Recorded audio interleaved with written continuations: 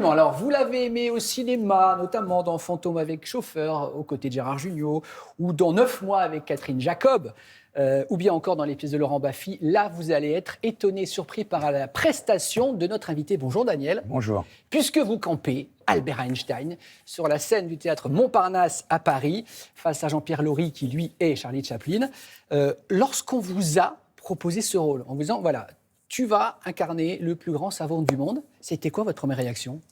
C'était surtout la réaction de mon épouse, qui lit toujours avant, et qu'elle m'a dit « tu ne peux pas passer à côté de ça ».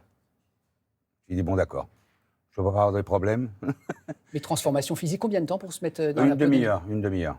Perruque Oui, voilà, non mais ça travaille bien, non, c'est bien.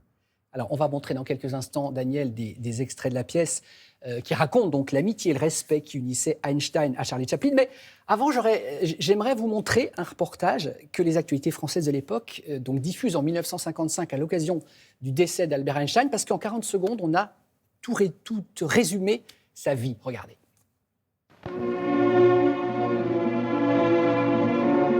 Albert Einstein, dont on dira qu'il fut le plus grand savant de notre époque, vient de mourir à 76 ans aux États-Unis, où il s'était installé voici 25 ans.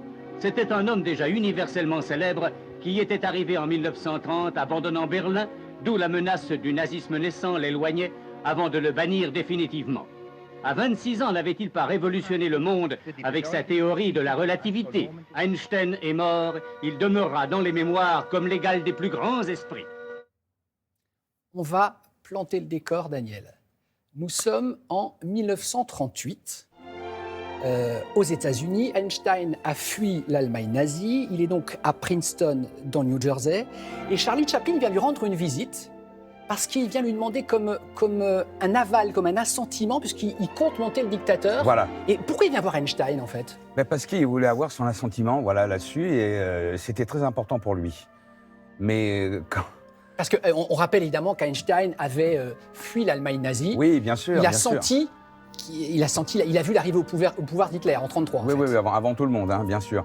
Et quand Chaplin vient le voir pour lui dire, voilà, qu'est-ce que vous penseriez d'une comédie sur Hitler, il ne peut pas comprendre. C'est ça. Il ne peut pas comprendre. Il dit, vous plaisantez, c'est pas possible. Une comédie sur Hitler, c'est impossible. Ça le met dans une colère. Mais totale. Mais bien sûr, il ne comprend pas. Ouais. Il ne peut pas comprendre. Et ça, c'est la première partie de la pièce où vraiment, il défend son bout de gras quand même, Chaplin. Hein. C'est ça, il essaie d'argumenter. Parce qu'en plus, Chaplin a eu du mal à envisager le tournant vers le cinéma parlant, puisqu'il était le roi du muet, évidemment. Donc là, il est un peu à court d'inspiration, et donc il croit beaucoup en ce dictateur. Sauf qu'il est un peu... Il avait travaillé déjà 2 ans. Ouais. Avant de venir le voir, c'est-à-dire qu'il voulait vraiment le faire, quoi. Et quand on réfléchit avec le recul, de se dire comment il a fait un film pareil à cette époque-là.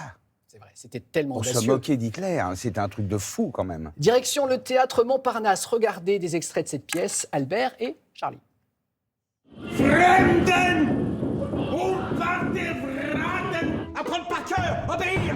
Jamais! Ne vous énervez pas, Albert. Dans une dictature, les gens sont gouvernés par la force et le mensonge.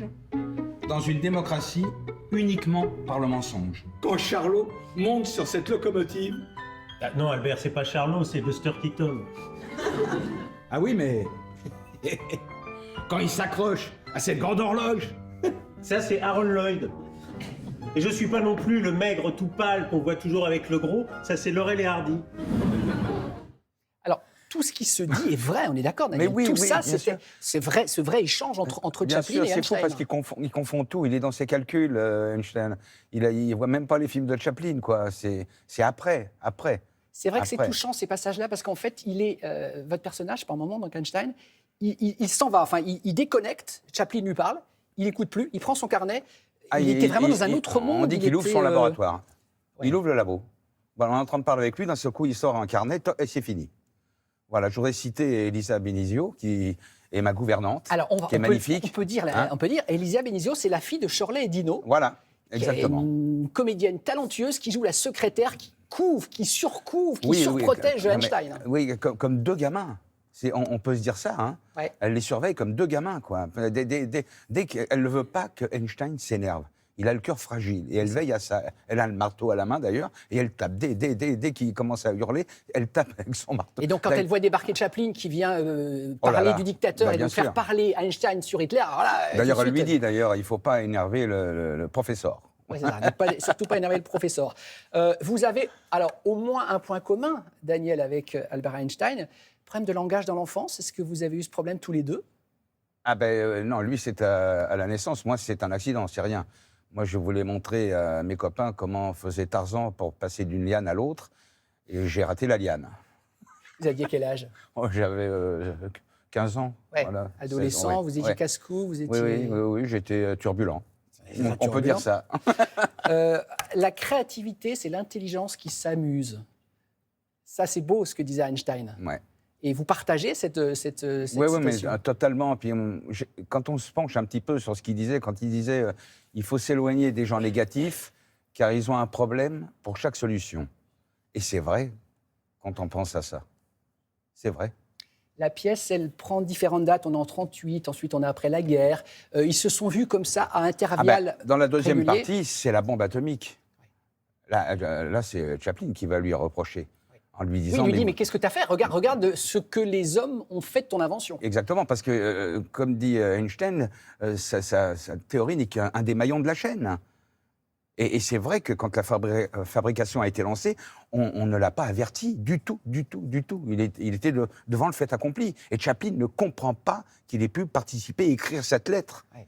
Voilà, pour dire oui à la bombe. Sauf qu'Einstein, il dit, moi, je ne suis pas responsable de ce que l'être humain en fait. C'est ça, en fait. Exactement. J'invente quelque chose, mais après, la folie des hommes... La folie des hommes est sans limite. Il le dit tout le temps, d'ailleurs. On va voir quelques images. Regardez Charlie Chaplin, quand il revient, quand il quitte les États-Unis, puisqu'il y a le macartisme qui passe par là, on le taxe de trop d'accointance avec les communistes, et il va dire au revoir à Einstein. Il lui dit, il va le voir, il lui dit, je vais partir. Oui, absolument. Et il rêve de Suisse, en fait. Einstein rêve de Suisse, alors que, on le sait, Chaplin va aller s'installer en Suisse. Bien sûr, il faut un petit peu le contraire l'un et l'autre. Einstein a passé les meilleures années de sa vie en Suisse, enfin sa jeunesse, et Chaplin, c'est la fin de sa vie, quoi. Voilà. Et comme il dit, j'ai réussi quand même à ce qu'il n'a pas réussi, c'est-à-dire une vie de famille heureuse, ce qui n'a pas eu Einstein, du tout.